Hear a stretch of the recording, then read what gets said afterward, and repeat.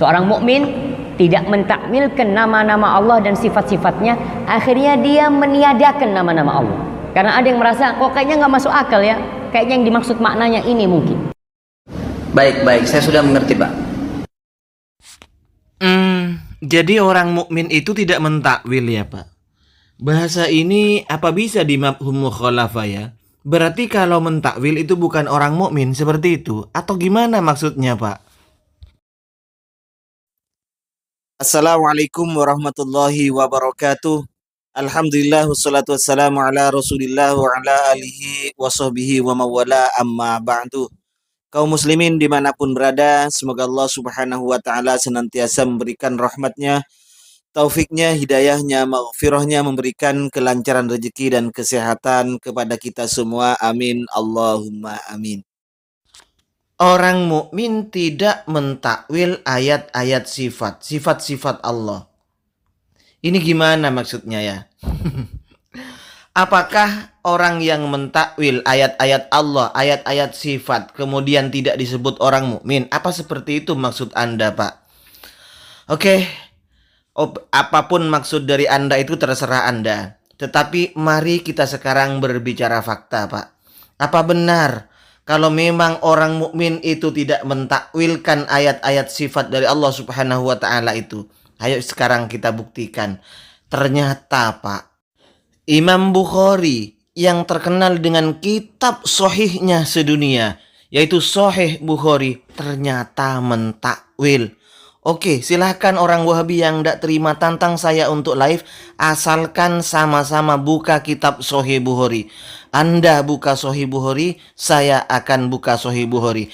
Apa benar Pak Syafiq itu mengatakan bahwa orang yang mukmin tidak akan mentakwil sifat-sifat Allah Subhanahu wa taala? Tapi kenyataannya Imam Bukhari di dalam kitabnya Sahih Bukhari malah mentakwil ayat-ayat sifat Allah Subhanahu wa taala itu. Silahkan orang-orang Wahabi buka kitab Sahih Bukhari di tafsir surat Al-Qasas.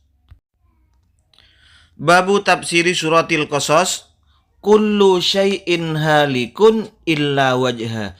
Segala sesuatu itu akan rusak illa wajhahu, kecuali wajah Allah. Apa maksud wajah Allah Subhanahu wa taala? Ternyata Imam Bukhari menjelaskan illa mulkahu. Nah, ternyata Imam Bukhari rahimahullah, pemilik kitab Sahih Bukhari, menakwil lafadz wajah Allah dengan mulkahu, kekuasaan kerajaan Allah Subhanahu wa taala. Ini loh Pak, Anda mengatakan orang mukmin tidak mentakwil. Apakah Imam Bukhari bukan orang mukmin, Pak? Oke, sekarang kita buka kitab Syarah Sahih Bukharinya di dalam kitab Fathul Bari. Ini kitab Fathul Bari, Syarah Sahih Bukhari, karangan Ibnu Hajar Al-Asqalani. Yang ini cetakan DKI Darul Kutub Ilmiah, tepatnya di juz yang ke-8. Juz yang ke-8 cetakan Darul Kutub Ilmiah. Tepatnya di halaman 435. Surat Al-Qasas. Huwa kullu syai'in halikun illa wajha. Al-Qasas ayat 88. Nah, ternyata Imam Bukhari menjelaskan atau menakwil lafadz wajha ini sama ya dengan lafadz mulkahu.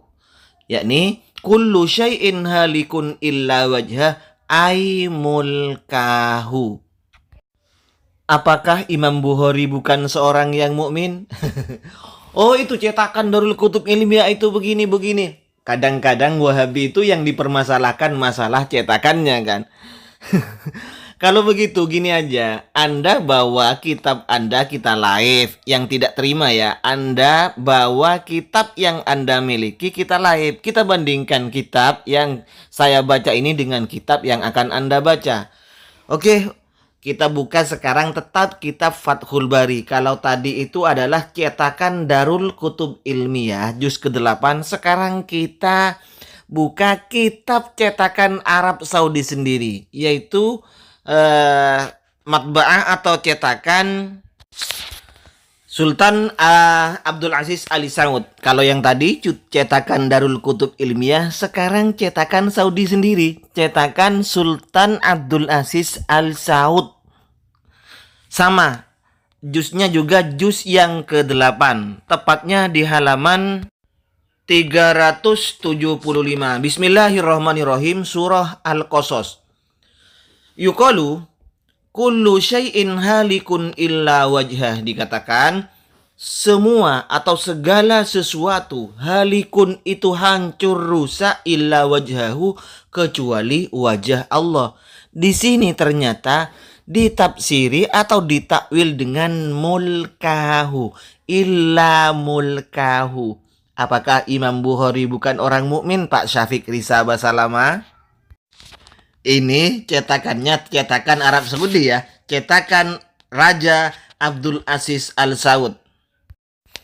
Kalau ini cetakan Toha Putra Semarang, cetakan dalam negeri ini Indonesia. Kalau tadi yang ditakwil itu masalah kullu syai'in halikun illa wajhah, wajah Allah. Sekarang masalah kaki Allah Subhanahu wa Ta'ala. Karena biasa orang-orang Wahabi mengatakan Allah saja punya kaki. Orang Yahudi percaya Allah punya kaki, masa kita nggak percaya Allah punya kaki? Kadang seperti itu kan.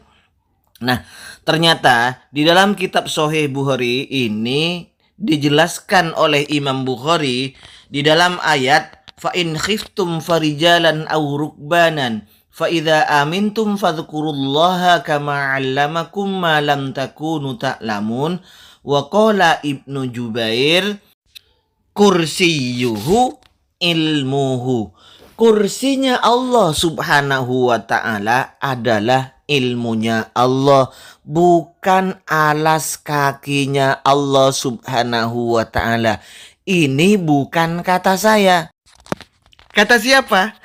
Ya, ini adalah tulisan Imam Bukhari rahimahullah di dalam kitab sohihnya, kitab paling sohih sedunia, kitab hadis yang paling sohih sedunia adalah Sahihul Bukhari. Jadi kalau mau protes, jangan protes ke saya, protes ke Imam Bukhari rahimahullah.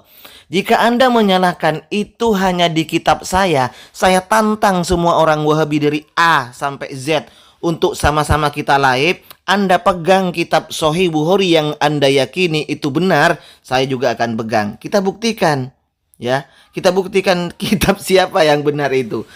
Atau memang sebenarnya itu ada di semua kitab Sahih Bukhari, cuman Anda itu katanya berdasarkan hasil mendengar dari ustadz-ustadz Anda saja. Padahal Anda belum pernah membuka kitab Sahih Bukhari itu.